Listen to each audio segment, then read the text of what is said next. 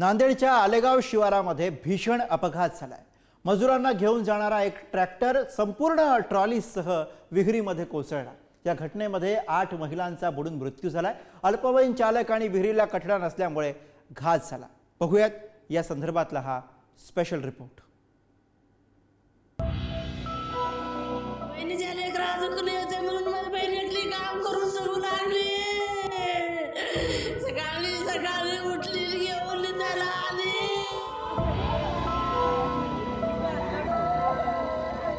नांदेडच्या आलेगाव शिवारातील ही विहीर जीवघेणी ठरली आहे, कारण या विहिरीमध्ये ट्रॅक्टर पडून 8 महिलांचा बळी गेलाय।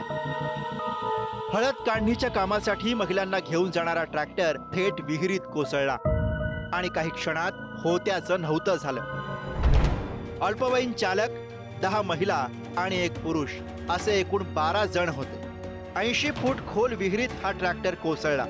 विहिरीत 50 फुटांपर्यंत पाणी असल्यामुळे ट्रॅक्टर पूर्णपणे बुडाला। दुर्घटनेमध्ये ट्रॉलीतील 8 महिलांचा मृत्यू झाला। परिसरातील शेतकरी मदतीला धावले, त्यामुळे 4 जण बचावले। बचावलेल्यांमध्ये 2 महिला, 1 पुरुष आणि एका अल्पवयीन चालकाचा समावेश आहे। बहिणीच्या लेकरा दुखले येते म्हणून माझी बहीण एकली काम करून जगू लागली।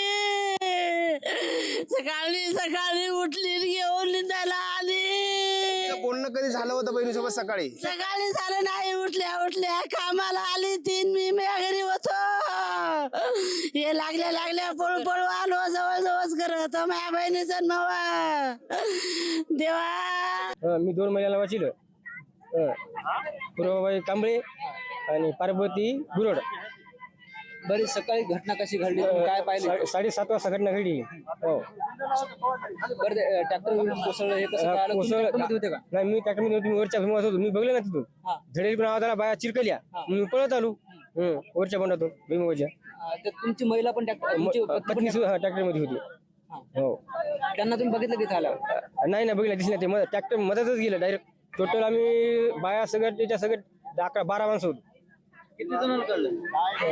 3 काढलं। मला 7 होतं। ड्रायव्हर नाही पळून गेला। हे सगळे मजूर हिंगोली जिल्ह्यातल्या गुंज इथले रहिवासी आहेत। सकाळी 7 वाजताच्या सुमारास ही दुर्घटना घडली, पण मदतीसाठी यंत्रणा लवकर न पोहोचू शकल्यामुळे 8 महिलांचा जीव गेला। या विहिरीला कठडा नसल्यामुळे हा अपघात झाल्याचं सांगण्यात येत आहे। नांदेडच्या आलेगावमध्ये जो काही सकाळी अपघात घडलेला आहे हेच ते घटनास्थळ आहे आणि याच घटनास्थळावरून जे आहे ते ट्रॅक्टर पूर्णतः विहिरीमध्ये कोसळलेलं आहे। आपण बघतोय की या दिशेनं हे ट्रॅक्टर येत असताना या ठिकाणी हे ट्रॅक्टर आलं। आपण बघतोय की या ठिकाणी जो खड्डा पडलेला आहे या ठिकाणी हे ट्रॅक्टर आलं आणि हे पुढे बाहेर काढत असताना चालकाने जे आहे ते ब्रेक मारलं आणि ट्रॅक्टर थेट जे आहे ते विहिरीमध्ये कोसळलेलं आहे। आपण पाहू शकता की हीच ती विहीर आहे आणि या विहिरीमध्ये जे मजूर घेऊन जाणारे ट्रॅक्टर आहे ते या विहिरीमध्ये पडलेलं आहे। साधारणतः यामध्ये एकूण 10 मजूर होते आणि जवळपास 2-3 जे त्यामध्ये वाचण्यामध्ये यश आलेलं आहे। दरम्यान ट्रॅक्टरसह महिलांना बाहेर काढण्यासाठी JCB क्रेनची मदत घेण्यात आली। या विहिरीला पाणी असल्यामुळे मदत कार्यात अडथळा निर्माण झाला होता। अखेर 8 तासांच्या अथक प्रयत्नांनंतर ट्रॉली बाहेर काढण्यात यश आलं।